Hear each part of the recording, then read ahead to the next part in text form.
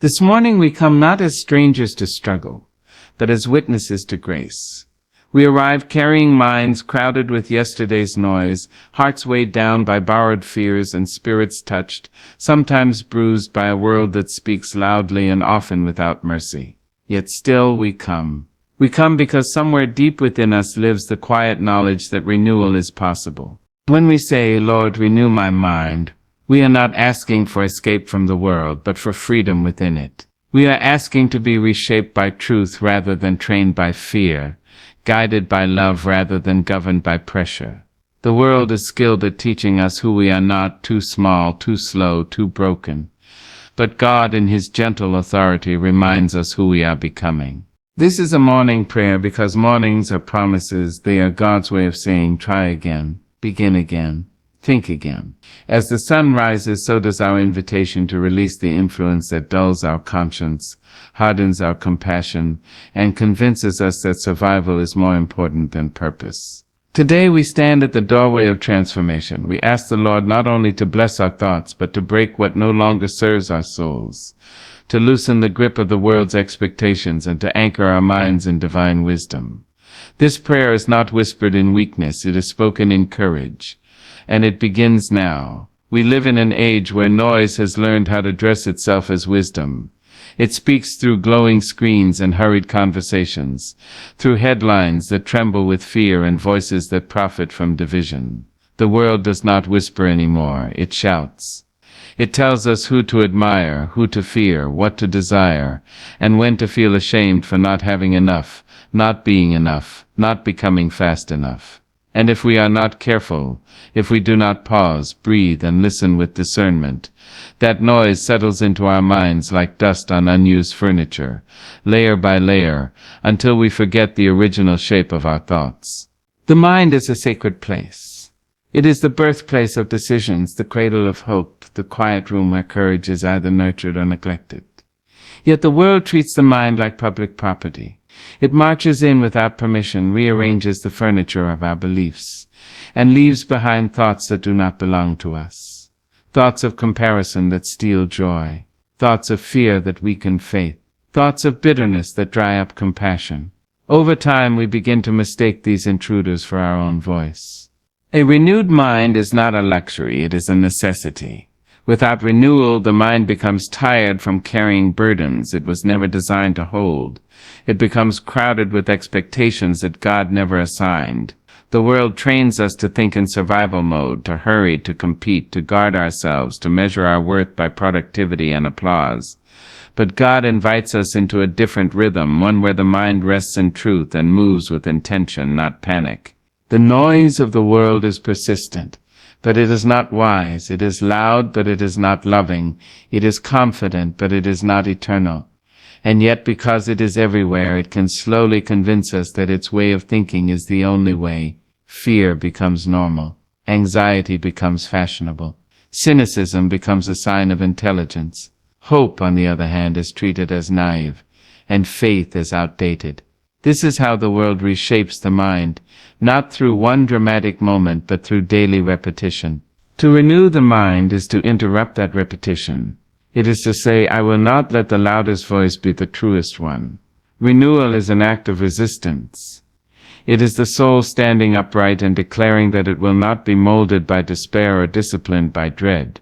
It is choosing to believe that God's thoughts about us are higher than the world's opinions of us. When the mind is not renewed, it begins to echo what it hears most. If it hears fear, it speaks fear. If it hears criticism, it becomes critical. If it hears hopelessness, it learns to expect disappointment.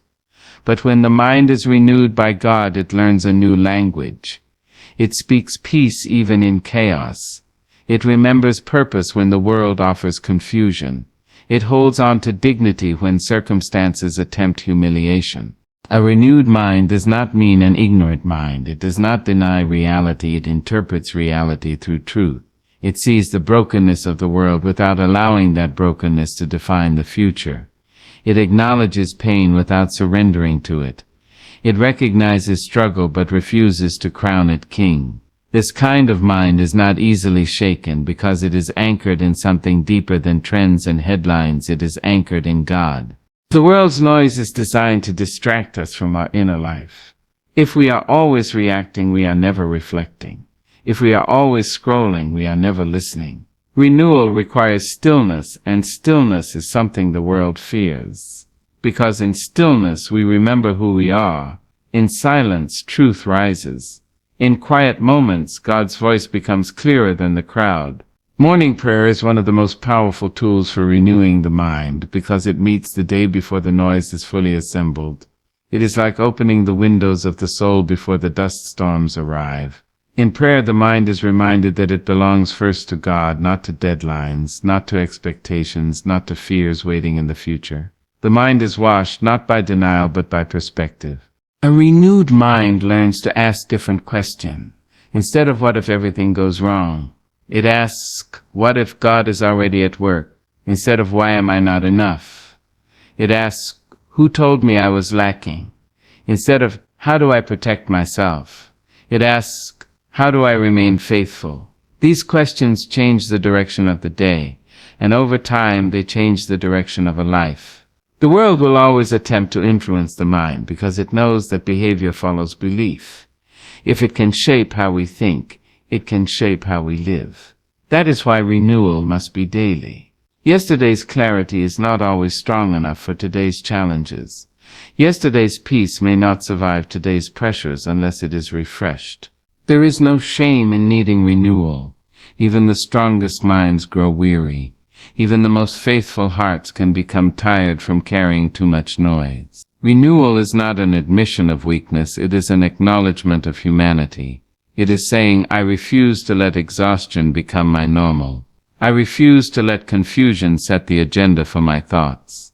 When God renews the mind, He does not erase our experiences, He redeems them. He takes what the world tried to use as evidence of failure and reframes it as testimony. He teaches the mind to remember differently, to remember survival as strength, endurance as grace, and perseverance as quiet victory. In a noisy world, a renewed mind becomes a sanctuary. It becomes a place where peace can sit down without being rushed, where wisdom can speak without being interrupted. It becomes a witness.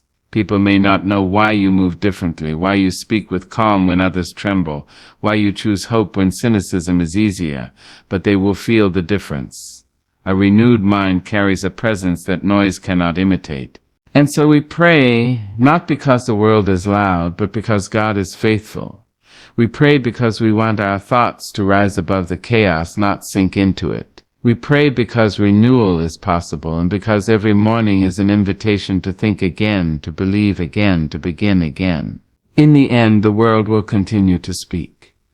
But with a renewed mind, we decide who we listen to. And that decision made daily, prayerfully, courageously changes everything.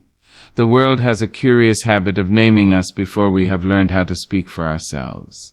Long before we discover our own voice, it assigns labels. Some polished, some bruising, some whispered so often they begin to sound like truth. It tells us who is valuable and who is invisible, who belongs and who must keep proving their worth. And if we are not careful, we begin to wear these names like borrowed coats, heavy on the shoulders, never quite fitting the shape of our souls. Identity is not something the world handles gently. It measures us in fragments: appearance, achievement, approval, failure.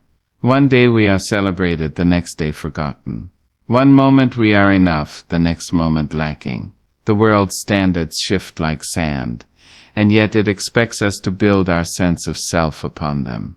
When those standards change, as they always do, we are left standing uncertain, asking questions that ache. Who am I now? Where do I belong? Breaking the world's influence on our identity begins with recognizing that much of what we believe about ourselves was taught, not revealed. Fear was taught. Comparison was taught. Shame was taught. The quiet belief that we must earn love, chase validation, and hide our weakness. These lessons did not come from God.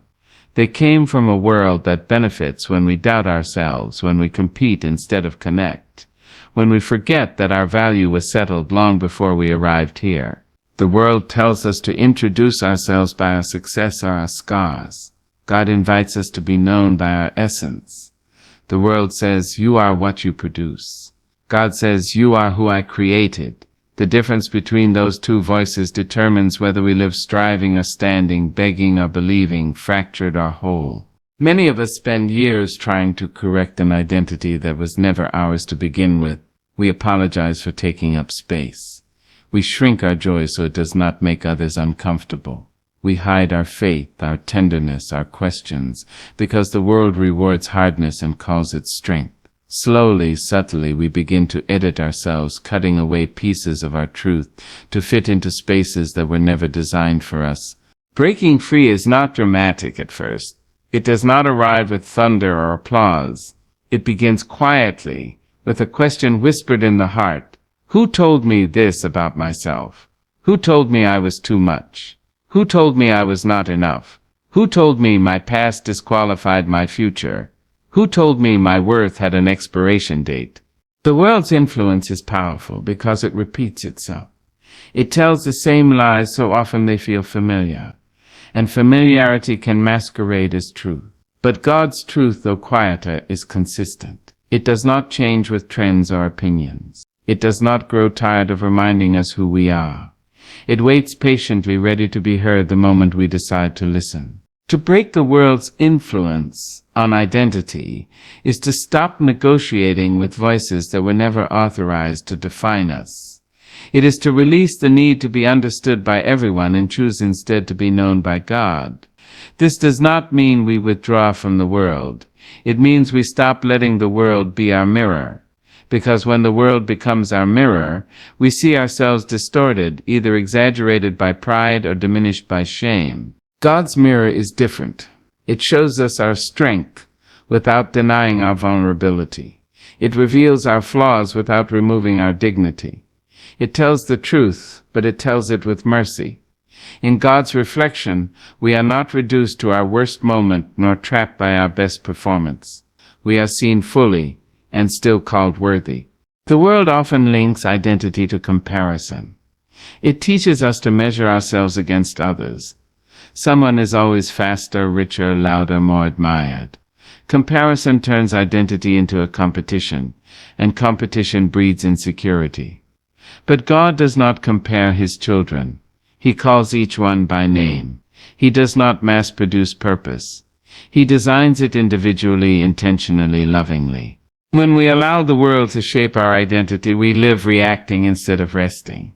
Every criticism wounds deeply, every compliment becomes necessary. Our sense of self rises and falls with public opinion.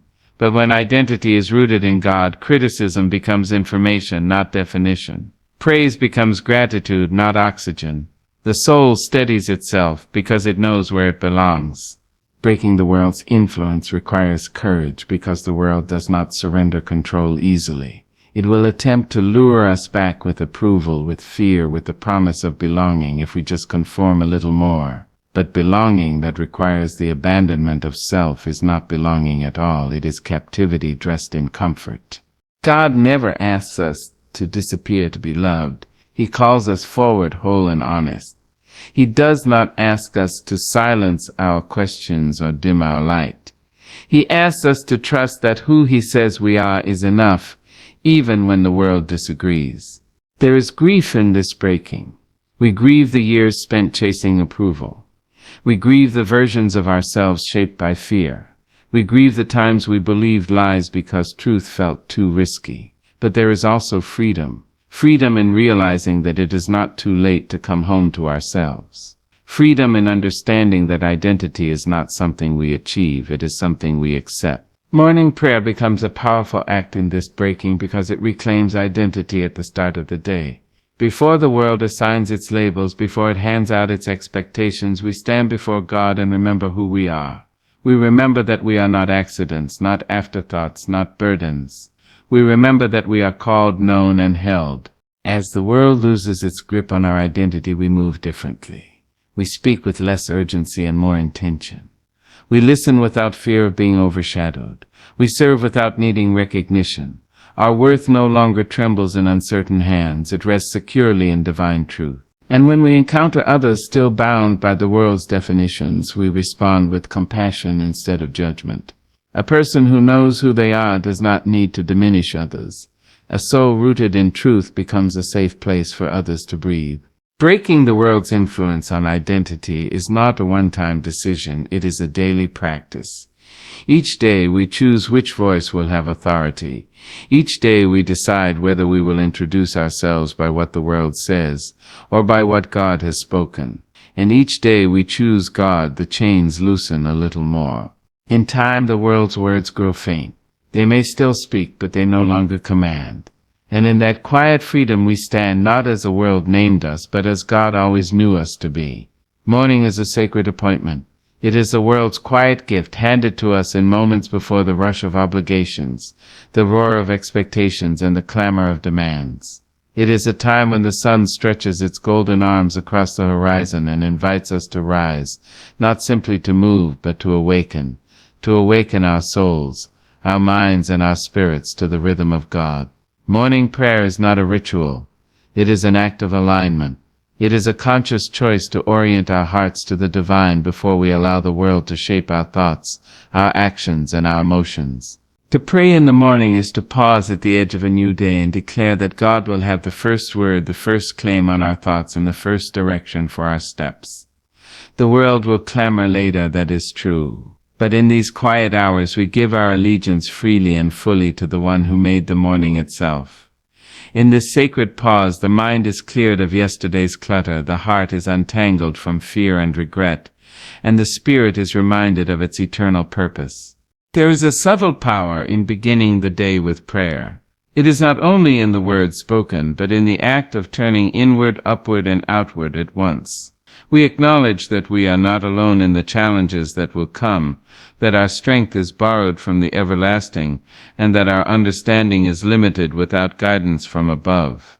Morning prayer is a declaration of dependence on God, not weakness but courage. The courage to admit that the day will demand much, but that we will not be left without divine insight. The alignment that comes from morning prayer is profound, because it sets the tone for everything that follows. When our minds are centered on God before the world speaks, our thoughts are filtered through truth instead of panic. Our hearts measure others with compassion instead of judgment. Our hands act with intention instead of reflex. We become conduits of wisdom, love, and patience because our spirits have been reminded who is truly in control. Without morning prayer, the day can sweep over us like a river unrestrained. We may move from task to task, conversation to conversation, decision to decision, and never notice the ways fear or anger or distraction have taken root. But when we rise to pray, we are planting markers of truth along our path. Each word spoken, each breath offered, each moment of stillness is a stake in the ground that says, today, my mind, my heart, my actions belong to God first. Morning prayer is also an act of spiritual cleansing. As the night washes away the physical debris of the day before, prayer cleanses the residue of doubt, guilt, and worry that might cling to our souls. It is a faucet of grace that flows into our hearts, flushing out bitterness and despair, and leaving space for clarity, hope, and faith. It is in this space that our minds are renewed, our spirits are fortified, and our souls are reminded that we are not defined by yesterday's failures or tomorrow's uncertainties. There is a rhythm to morning prayer that mirrors the rhythm of life itself. The stillness, the silence, the slow inhaling of gratitude, the measured exhaling of surrender, it all becomes a dance between human frailty and divine strength. In these moments we learn that prayer is not simply asking but listening, not only speaking but receiving, not merely seeking guidance but acknowledging that guidance has always been present. Spiritual alignment through morning prayer also shapes our perception of time. We begin to see the day not as a series of burdens, but as a canvas upon which God's presence will move. We begin to notice opportunities for mercy, acts of kindness, moments of grace, and chances to reflect divine light to others. In alignment with God, we no longer respond to life merely as it happens, but we step into it with intentionality and clarity. To pray in the morning is to reclaim ownership of the day before the world can impose its chaos. It is to say, I will not start my day in fear, in anger, or in distraction. I will begin with God, and from this place, all things will be measured. In this way, morning prayer becomes both shield and compass. It shields us from the corrosive voices of doubt and negativity, and it points us toward wisdom, patience, and discernment. The beauty of morning prayer is that it is a daily invitation, not a one-time miracle. Every sunrise brings a fresh opportunity to realign, to renew, to center. Even when the heart is heavy, the mind clouded, or the spirit weary, the act of turning to God in the first light restores perspective. It reminds us that though the world is relentless, so is God's faithfulness. Though challenges will rise, so will divine wisdom. Though distractions will press, so will clarity and peace. Moreover, morning prayer cultivates resilience. When we have already set our hearts toward God at the beginning of the day, we are less likely to be shaken by difficulties. The storm may rage, but we remember the hand that guides the waves. Criticism may pierce, but we remember whose love is unwavering. Temptation may call, but we remember the voice that whispers truth and light. By aligning ourselves spiritually in the morning, we are anchored before the winds of life can unsettle us. Morning prayer is also a declaration of intention. It says to God, to ourselves, and to the world, "Today I choose alignment over chaos, truth over lies, love over fear."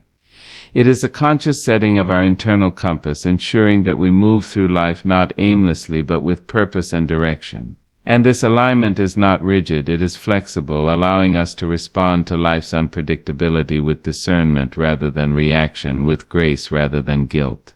Even more, morning prayer builds an internal rhythm that carries through the day. Thoughts, decisions, and interactions are filtered through the lens of God's truth rather than society's noise. Relationships become spaces of compassion rather than arenas of competition. Challenges become opportunities for faith rather than sources of despair. When the mind, heart, and spirit are aligned with God at dawn, the entire day is subtly transformed. Because alignment is not limited to the moment of prayer, it radiates outward, shaping every thought, word, and action.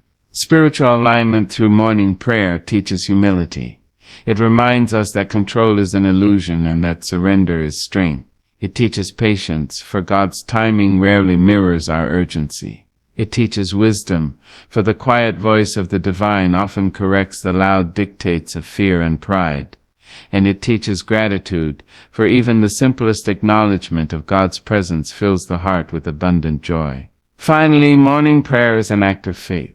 To rise and seek God before the demands of the day is to trust that the unseen is more powerful than the visible, that guidance is more reliable than instinct, and that peace is stronger than panic. It is a promise we make to ourselves that regardless of the day's challenges, we will move with a foundation rooted in the eternal, not the ephemeral, in truth, not the fleeting, in divine love, not human expectation. To pray in the morning is to plant a seed of intention in fertile soil. By the end of the day, that seed grows quietly into resilience, clarity, and wisdom. It softens hearts, steadies minds, and illuminates paths.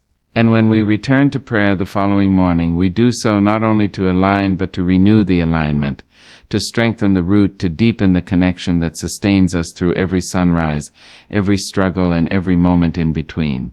Morning prayer is not a habit. It is a lifeline. It is not a routine. It is a revolution of the soul. It is not simply talking to God. It is listening, receiving, and allowing every thought, every word, and every step of the day to fall into harmony with divine purpose. And in that harmony, life becomes more than survival. It becomes grace lived out, joy embraced, and peace carried into the world, all beginning in the quiet power of the first light. The world has long been a master at teaching us what to believe, what to value, and how to measure ourselves. From the moment we take our first breath, culture steps in like a quiet teacher, with lessons that are often loud and unyielding. It whispers in advertisements, shouts through headlines, and dances through the chatter of friends and neighbors, shaping a vision of life that is clever in its appeal, but dangerous in its distortion. Culture tells us who is powerful and who is weak, who deserves respect and who is disposable, who is successful and who is failing. It often dresses its rules in charm, and we, in our innocence and desire to belong, absorb them. And slowly, almost imperceptibly, we begin to see ourselves through the lens it provides, rather than the lens God offers. Cultural conditioning. is subtle and relentless. It convinces us that happiness is found in possessions, recognition, and outward success.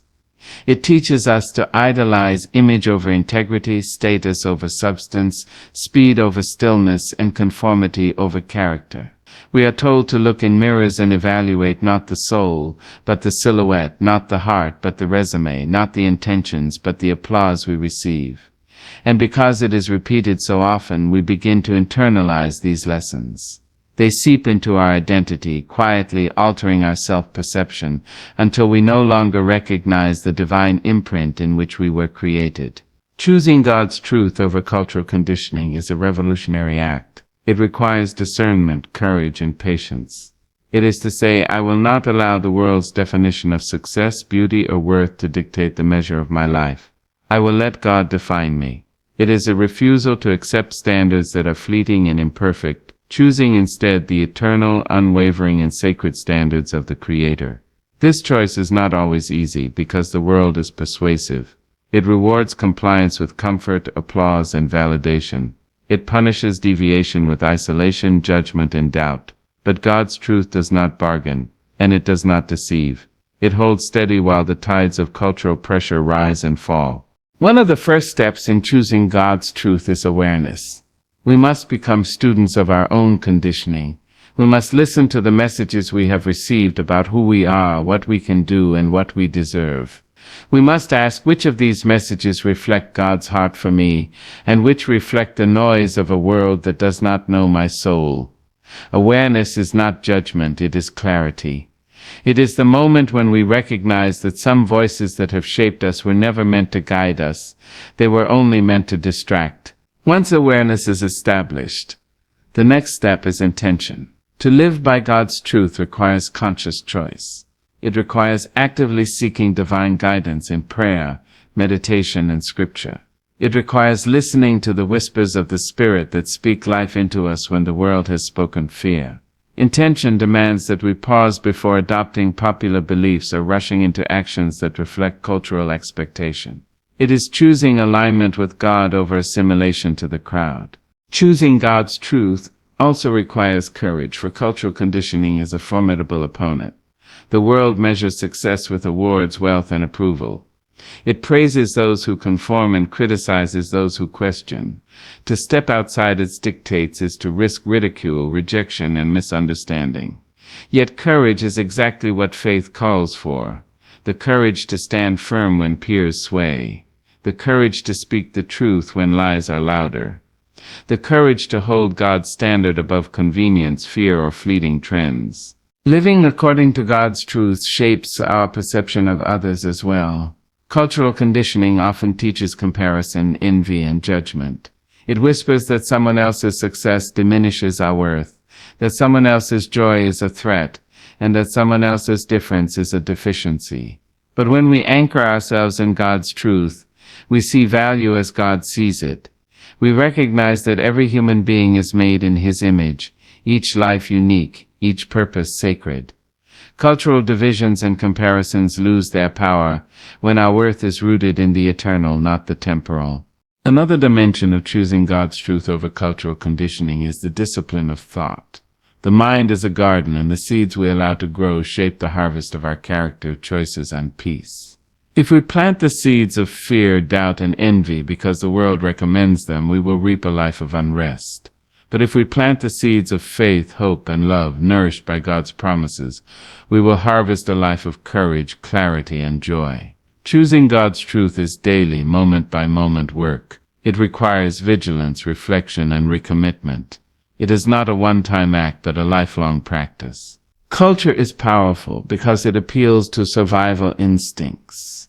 It convinces us that to ignore its dictates is dangerous, that our success, acceptance, and security depend on obedience. But God's truth offers a higher security, a deeper acceptance, and an eternal measure of success that no human standard can unsettle. To choose His truth is to step off the treadmill of relentless comparison, fear, and self-doubt, and to stand on firm ground that does not shift with opinion or circumstance. Morning prayer becomes essential in this process. When we begin the day in conversation with God, we realign our minds, hearts, and spirits before the world can overwhelm us with its expectations. We remind ourselves of His promises and truths, that we are fearfully and wonderfully made, that our value is not measured by applause or possession, that our worth is eternal, not transient. Prayer sets the tone of the day and builds a spiritual armor that allows us to navigate culture without losing our essence. Choosing God's truth also transforms our response to temptation. Cultural conditioning often equates conformity with acceptance, compromise with peace, and yielding with survival. But God's truth redefines the terms. Strength is found in faithfulness, peace in obedience, and acceptance in being fully oneself. To live by divine truth is to resist shortcuts, to honor integrity over imitation, and to trust that alignment with God's will yields a life richer than any societal accolade. This choice also cultivates humility. Cultural conditioning frequently teaches pride in comparison and self-importance in achievement. God's truth teaches humility by showing that all gifts, talents, and opportunities come from Him. It reminds us that our achievements are not solely our own, but tools to serve and glorify the divine purpose. Choosing God's truth replaces arrogance with gratitude and selfish ambition with service. Moreover, choosing God's truth over cultural conditioning reshapes our relationships. When our identity and actions are guided by divine wisdom rather than societal pressures, we interact with others through a lens of compassion, patience, and understanding. We are less reactive to judgment, less dependent on approval, and more free to love authentically. Our words carry grace, our decisions carry integrity, and our presence carries peace. There is freedom in this choice that the world cannot give. Freedom from comparison. Freedom from the fear of judgment. Freedom from the tyranny of fleeting trends. Freedom from the constant need to prove ourselves. Freedom to simply be who God created us to be, unique, cherished, and purposeful. And once we taste this freedom, we cannot ignore it. Once we experience alignment with God, the world's expectations lose their authority over us. Breaking free from cultural conditioning does not mean isolation. It does not mean ignorance of the world or rejection of society. Rather, it is selective engagement. It is participating in the world with awareness, integrity, and discernment, choosing what serves God's purpose and leaving behind what obscures truth. It is engaging as a light, not as a shadow of conformity. Ultimately, choosing God's truth over cultural conditioning is an act of faith, courage, and love. Faith that God's vision for our lives surpasses what the world prescribes. Courage to resist the pressure to conform. Love for ourselves enough to honor our true identity, and love for God enough to walk in obedience. It is a choice to live consciously, intentionally, and reverently, aligning each thought, each word, and each action with eternal principles rather than fleeting trends. When we make this choice, the world will still speak. Its voices will still clamor, its expectations will still press. But we will have a foundation unshaken. Our minds will be renewed, our hearts steadied, and our spirits anchored. We will move with clarity, act with purpose, and respond with love. Choosing God's truth over cultural conditioning does not guarantee a life without challenge, but it guarantees a life aligned with what is everlasting, truthful, and sacred. And in this alignment, we discover the quiet power of living deliberately, faithfully, and freely, a life that reflects the Creator's vision, not the world's illusions. Each day becomes a chance to reaffirm the choice to live in truth and to resist the noise that would steal our identity. Each day becomes a testament to the enduring wisdom of God, louder and more persistent than any cultural echo, shaping a life that is authentic, purposeful, and eternal. To walk forward with a transformed perspective is to step into life with eyes that have been unclouded, hearts that have been opened, and spirits that have been lifted by the gentle, unrelenting hand of God. It is to move through the world not as a passenger of circumstance, but as a traveler guided by divine light, a life illuminated from within. Transformation begins quietly, almost imperceptibly, in the chambers of the mind and heart. It begins in prayer, in reflection, in the decision to release yesterday's shadows and embrace the horizon God has placed before us. A transformed perspective does not ignore the realities of life. It does not deny pain, injustice, or struggle. Life will always demand courage. Life will always present obstacles that feel insurmountable. But a transformed perspective teaches us to see these challenges not as walls to stop us, but as doorways to teach us, to refine us, to stretch us beyond what we once believed possible. Where before we may have seen only loss, we now learn to discern growth. Where before we may have seen failure, we now perceive lessons of resilience and wisdom. Walking forward with a renewed mind and spirit is an act of reclamation. It is taking the fragments of experience, the disappointments, the betrayals, the regrets, and allowing God to piece them together into a mosaic that reflects His purpose.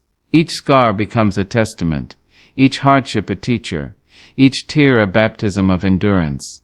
Transformation is rarely loud, but its effects are undeniable. The eyes begin to see differently, the heart begins to feel differently, and the soul begins to respond differently to the ordinary and extraordinary alike. A transformed perspective demands patience. The world is impatient with the process of growth. It wants immediate results, instant change, and quick fixes. God, however, works in the soil of time, cultivating roots that will hold firm when storms come. Transformation is a journey, not a single moment. It is a series of decisions to trust God when the world tempts doubt, to speak hope when fear presses, and to act with integrity when shortcuts beckon. Every small choice to align with truth, to respond with grace, to resist despair, strengthens the foundation for the steps that follow. Walking forward with transformation is also walking in freedom. The chains of past mistakes, the burden of regret, and the weight of guilt are loosened when we see ourselves through God's eyes.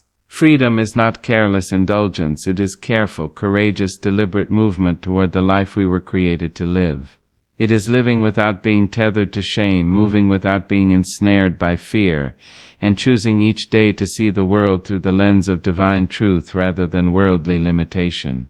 Perspective shapes reality more than circumstance ever could. Two people can experience the same trial, loss of a job, illness, betrayal, and respond in radically different ways. One sees despair, one sees opportunity. One is defeated, one is refined. A transformed perspective is a lens through which life is refracted into meaning, purpose, and possibility. It does not make the pain disappear, but it makes the pain teachable. It does not erase struggle, but it makes struggle a bridge to growth. Walking forward with a renewed perspective also transforms relationships. We begin to see others with eyes that recognize their worth, not their faults. We begin to speak with compassion rather than judgment, to listen with patience rather than impatience, to act with love rather than expectation. Transformation radiates outward, touching the lives of those around us, inviting them into a space where grace, understanding, and hope reside. The ripple effect of one transformed perspective can extend far beyond what we can measure. This journey requires courage because transformation often meets resistance. The world prefers conformity. Old habits, familiar thoughts, and societal pressures cling to the mind and heart, whispering that change is impossible or unnecessary. But courage is forged when we choose to believe that God's vision is greater than our comfort, stronger than our doubt, and brighter than our fear. Each step forward in faith strengthens the resolve to walk not by sight alone, but by trust in the one who sees all things and holds all outcomes. Walking forward with a transformed perspective is also an act of gratitude. We begin to notice what was always present but previously overlooked. The simple gifts of life, the unseen acts of kindness, the quiet moments of beauty. Gratitude shifts our focus from what is missing to what is present, from scarcity to abundance, from complaint to celebration. It does not erase hardship, but it colors our perception, allowing even difficulty to reveal hidden blessings and lessons. Transformation nurtures resilience. Life is unpredictable and trials are inevitable. But the soul that has been transformed does not crumble under pressure. It bends, it adapts, it endures. Resilience is the quiet strength that allows us to rise after falling, to hope after disappointment, to act after hesitation. Walking forward with this perspective teaches us that the storms of life do not define us, our response to them does. Every act of courage, every step of faith, and every embrace of grace reinforces the inner fortitude that carries us through uncertainty. A transformed perspective also deepens faith. When we see life through God's lens, we understand that setbacks are not final, that failure is not permanent, and that love is not limited. Each experience is an invitation to trust more fully, to surrender more completely, and to step forward with the quiet assurance that God's plan is always unfolding, even when it is unseen. Faith and perspective are intertwined. As one grows, so does the other, creating a life rooted in hope and courage. Walking forward with a transformed perspective is a daily commitment. Transformation does not come and remain without care. It must be nourished by prayer, reflection, and attention. It must be exercised in choices both small and large, in how we speak, how we act, how we perceive. Each day offers a new opportunity to reinforce the lessons learned, to realign with God's truth, and to walk with clarity, integrity, and purpose. Perspective also shapes our capacity for forgiveness. Transformation teaches us to release grudges, to extend grace, and to see both ourselves and others with mercy. When we walk forward with a renewed view, we understand that holding on to anger or resentment is like carrying heavy stones unnecessarily. Forgiveness frees the spirit and allows us to move lightly, unencumbered by the burdens of past hurt. It is both a gift to others and an act of liberation for ourselves. Walking forward in this way brings hope. Not the naive hope of wishful thinking, but a deep, enduring hope grounded in God's promises. We recognize that while life may not be perfect, every moment holds potential for growth. Every challenge can refine us, and every day carries the opportunity to reflect divine purpose. Hope sustains us when circumstances are dark. Faith anchors us when uncertainty looms, and perspective allows us to see beyond the immediate into the eternal. Transformation also encourages authenticity. When the mind and heart are renewed, we no longer feel compelled to wear masks, perform for approval, or shrink to fit the expectations of others. We step forward as our true selves, guided by God's vision, confident in our purpose, and unafraid to shine the light that only we can shine. Authenticity is a natural outgrowth of a transformed perspective, and it brings peace, power, and presence into every interaction and decision. A transformed perspective teaches gratitude for the past without being bound by it. We acknowledge mistakes, we learn from failures, and we honor experiences that shaped us, but we do not let them define us. Each step forward is unburdened by shame, illuminated by understanding, and guided by hope. We recognize that life is not linear, it is a spiral of learning, growth, and renewal, and every turn brings new opportunity to walk closer to God's vision. Walking forward with transformation also strengthens purpose. When the soul has been aligned with God, every action, every word, and every decision is filtered through a lens of intentionality. We move through life with awareness of our calling, clarity about our values, and commitment to living with integrity. Purpose becomes the compass, guiding choices, shaping priorities, and sustaining resilience. Transformation turns ordinary life into sacred opportunity, revealing God's plan in the mundane as well as the extraordinary. Ultimately, walking forward with a transformed perspective is an act of faith, courage, and love. Faith to trust in God's plan when the path is uncertain, courage to move beyond fear and doubt, and love for self and others that shapes actions and responses. Transformation allows us to navigate life with grace, resilience, and clarity. It does not promise an absence of trials, but it promises the ability to face trials with hope, strength, and wisdom. Every step becomes a testimony. Every challenge becomes a lesson. Every success becomes a reflection of divine alignment. A transformed perspective is not a destination.